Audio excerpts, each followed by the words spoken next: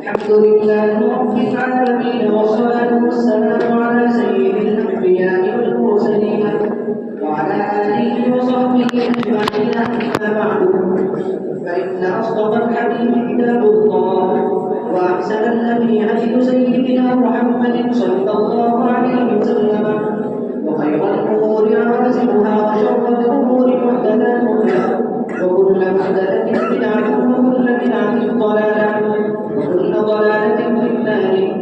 وبالسند المتصل بالدائم الشيخ الإمام الإمام الحافظ الحجة أمير المؤمنين في الحديث أبي عبد الله محمد بن إسماعيل بن إبراهيم بن المغيرة الجعفي اليماني البخاري رحمه الله تعالى.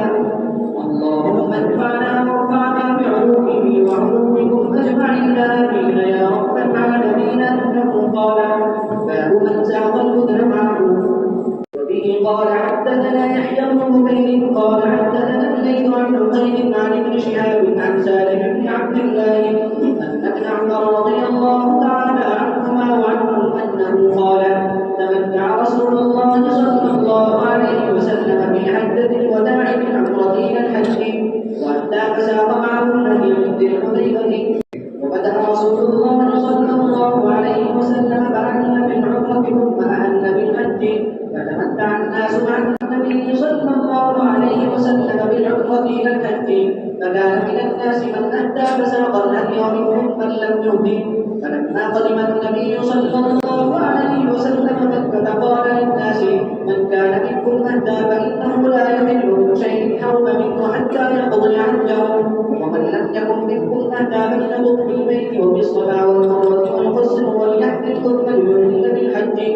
فمن لم يجد هديا فليصم 3 أيام في الحج و7 إذا رجع إلى أهله.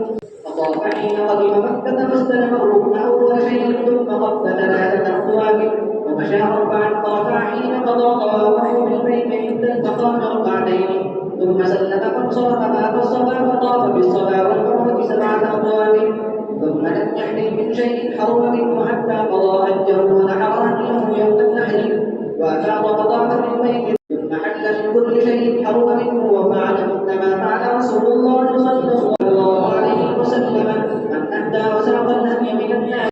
وعن عروة أن عائشة رضي الله تعالى عنها أخبرته عن النبي صلى الله عليه وسلم في تمتعه بالعمرة إلى الحج، فتمتع الناس معه بالهدي الذي